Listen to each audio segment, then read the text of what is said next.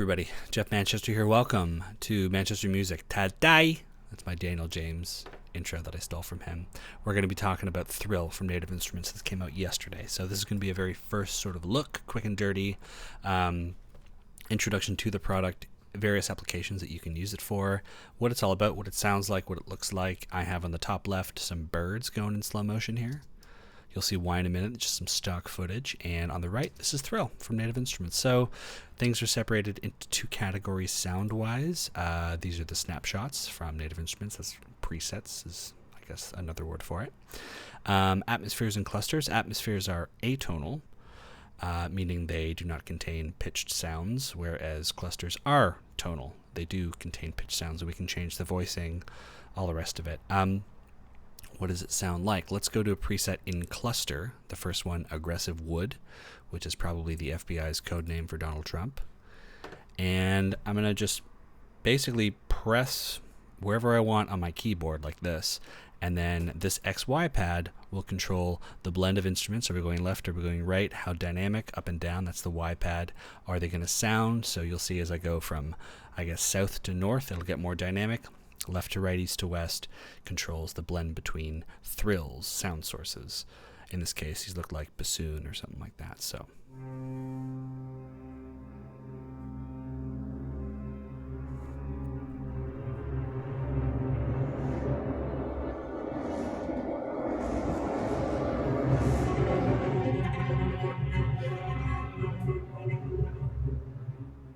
for effect, I'm going to get my little slow motion birds going. Really adds to the ambiance.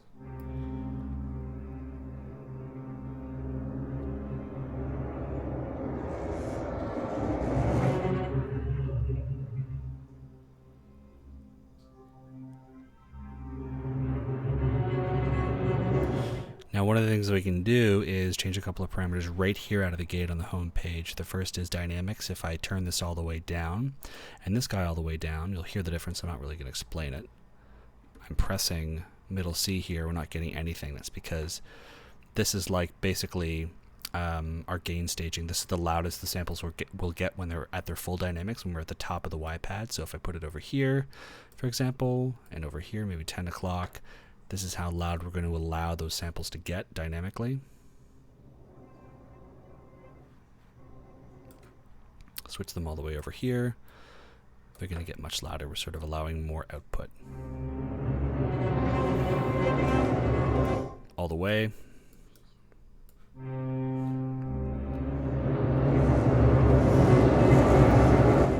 So you get the picture. Now, a couple of other things that we can change. We can go in to this slot here, and we can affect the thrills, the sound sources on each side, the volume, the panning, the release. We can change the voicing, as I said earlier. The clustered presets, or I guess they're snapshots, are tonal, and the other guys, the atmospheres, are atonal. So we can affect the voicing, the pitch and panning of each voice. We can go in and affect the glide, for example. We can do all kinds of stuff. If I double click on the picture, I believe we can change this cluster from something a little, something, well, do whatever we want. So tutti, complex. This is almost like Absinthe, you know what I mean? You're sort of tailoring until you find a really great preset. And I'll press that, and now I've changed the left side.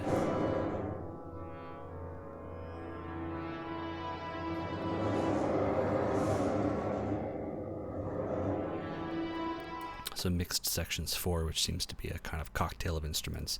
I can double click here and go maybe into woodwinds, and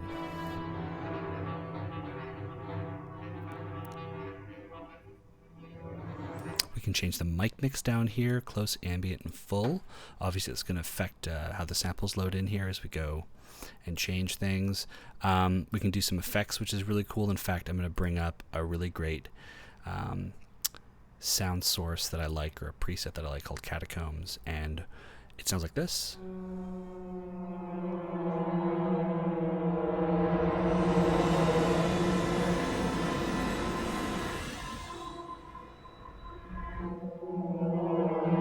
This reminds me of like Christopher Nolan's latest movie coming out about World War. Christopher Nolan fans are going to hate me for not knowing this.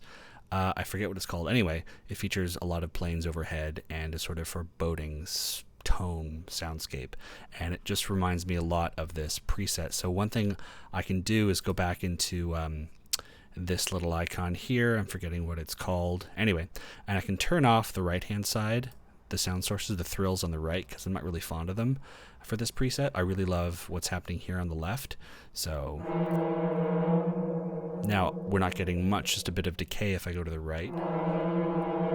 But nothing, or yeah, so nothing on the right. I'm going to go back to my effects and check this out. I can go into change a number of things. This is a convolution effect mutate. I can turn up its wet dry.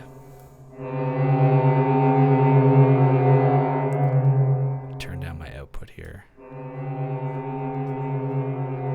That's probably a little better. Sorry if I hurt your ears. Go into resonant mode, maybe bring this to, I don't know, 1, 2 o'clock. So before, after. I'm going to go to Mystique, and I can actually change the presets within this convolution effect to something like out of breath. Turn this up.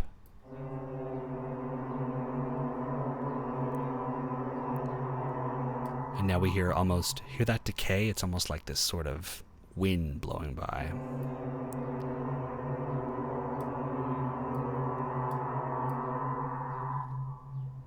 So that when we take our finger off of the keyboard, it gets we get a nice little decay there.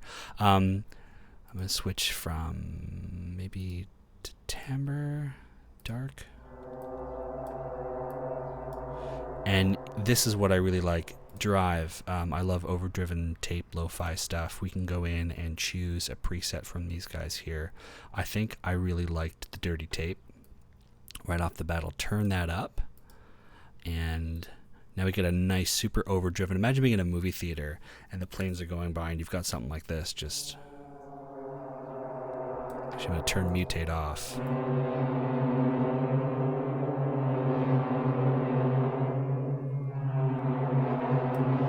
Turn up my saturation all the way here.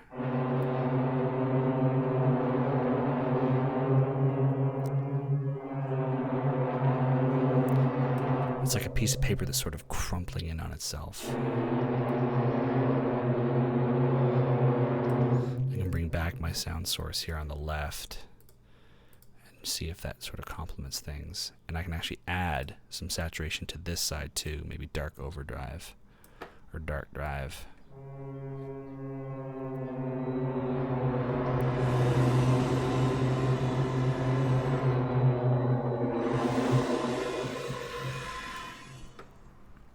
That sounds pretty cool. And here on the sort of master tab, we can affect a number of things. There's an EQ, sort of an overall saturation dynamics. We can affect the XY MIDI controllers down here. And the X and Y curve, I'm kind of forgetting what this does. I think this gives us a sort of softer attack during the initial crescendo of our dynamics. So if we go all the way from south to north, I think if we go soft, the effect, the sort of climb from the quietest moment to the loudest moment in that sort of escalation will be a little bit softer. Linear is linear and hard is hard. It'd probably be a little bit more impactful. Sorry if I got that wrong, but I haven't played with this part yet too much. I sort of keep it on linear. But let's just explore some more presets because these are friggin' amazing. There's over like 1,000 different sound sources or something like that. Demon Bells. Let's see what that sounds like.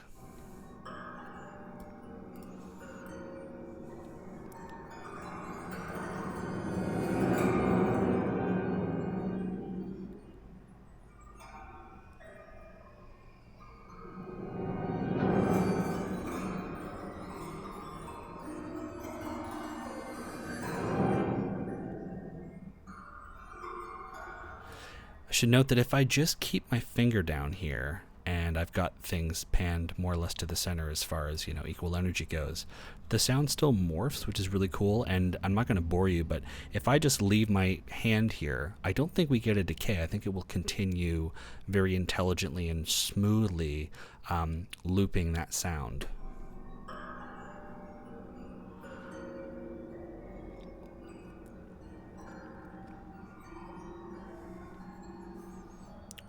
So at no point are we going to hear, some sort of clip, or, we're going to hit like the crest of a node and we're brought back out of the moment because it's looping.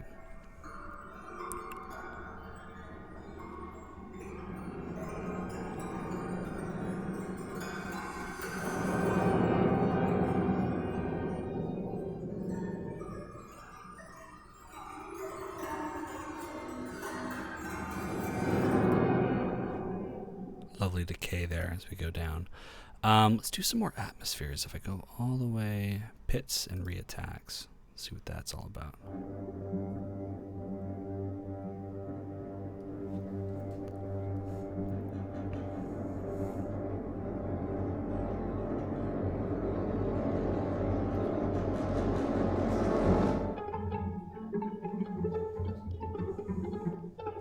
So you can imagine the character is running across the screen and then we almost go to a new location or something, and it's kind of a topsy-turvy environment where we're not really sure if it's like, reality or some sort of dream. And as we flip between these thrills, the sound really reflects that.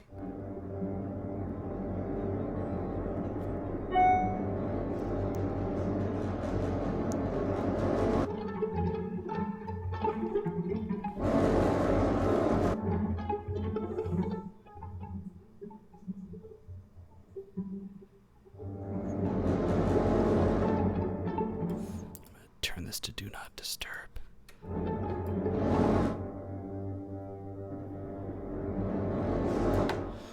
I can go down here and pick another sort of cluster. Let's see what Icy Tremolo sounds like.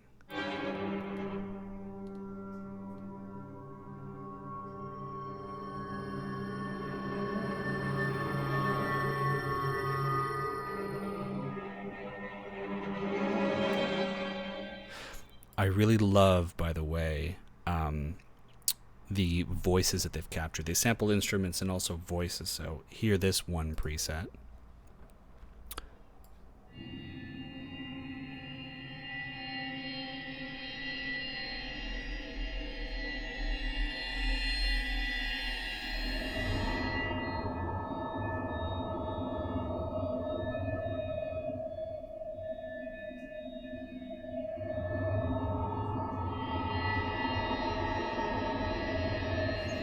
So if it isn't clear, the idea here is that we can match the action on screen, especially if we've seen the film a whole bunch of times and we're scoring it.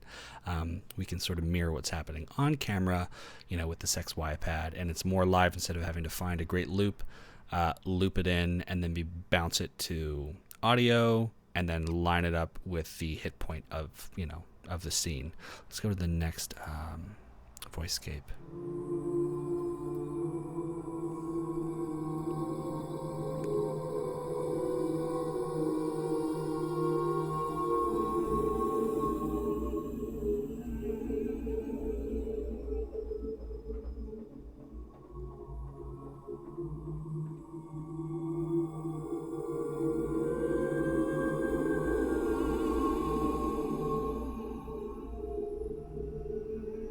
Watch those birds.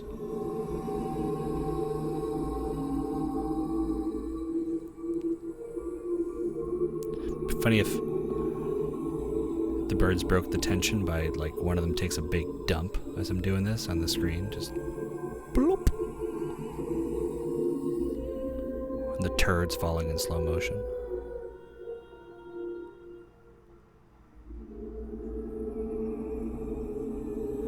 So creepy. Are there any voice ones in cluster? Let's see, there's gotta be something. If not, we can go in and probably find one that works really well. Maybe hybrid voices like that. And for this side, for this side we'll go into voices again and dark fog.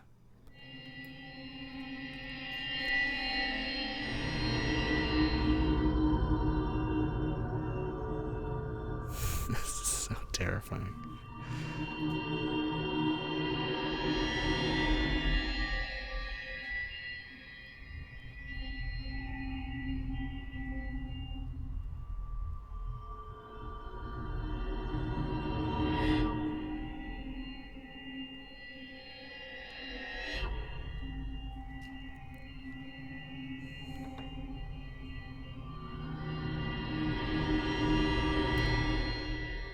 Nothing like building up to the moment and then just like taking your finger off the keys.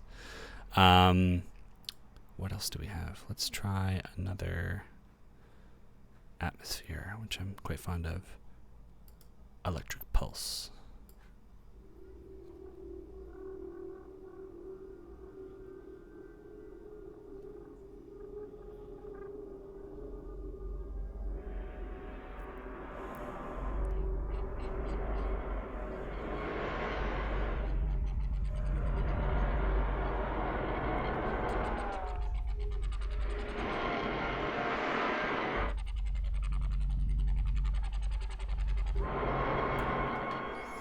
Fun stuff. Okay, I think that about covers it just for this looping bird example. I want to flip over to another session that I have of Logic, and I wanted to just see if it would sound kind of cool on something that I'm working on.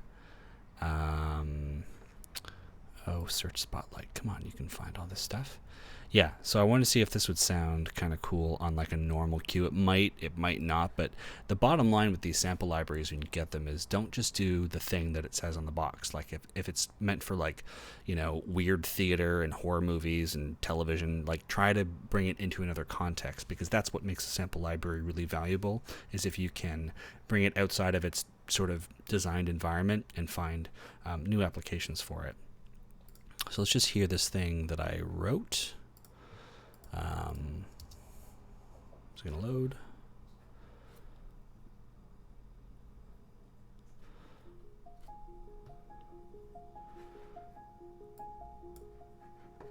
I think I have it right here, an instance of Thrill.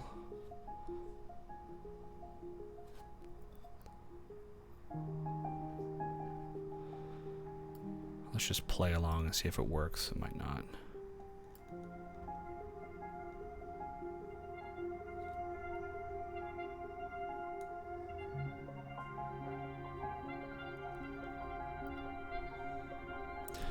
I guess I should have you listen to what this sounds like so you can hear it in the mix. It's just a really nice sort of atonal piece of, I don't know, piece of kit. And now I'll sort of blend it in, see if I can find a place for it in this mix.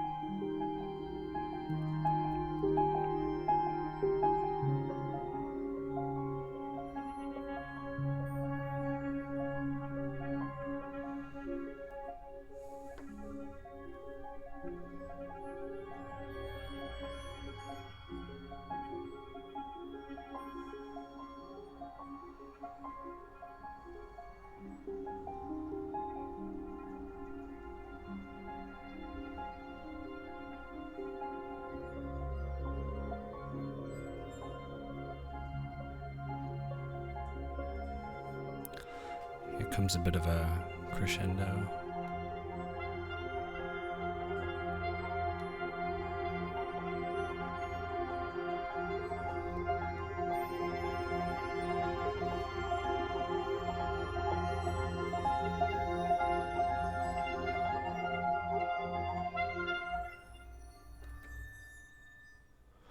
Just let my finger off the keyboard.